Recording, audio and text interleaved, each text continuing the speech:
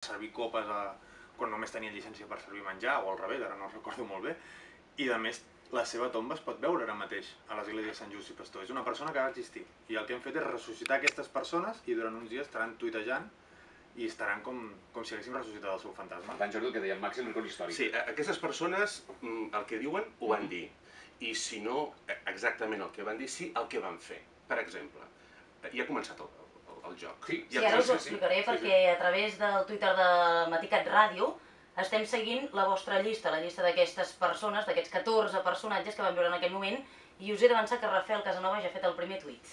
Exactament.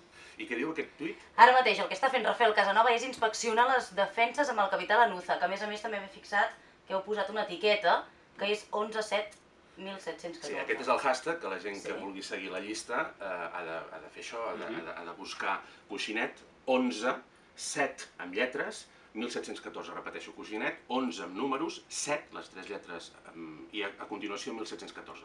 Doncs bé, el Rafael Casanova, en aquests moments, probablement encara ho estava fent, estava inspeccionant les defenses de Barcelona amb aquest capità. Evidentment, no hem dit el que va dir, perquè no ho sabem, però en canvi sí sabem que estava passejant per aquesta zona.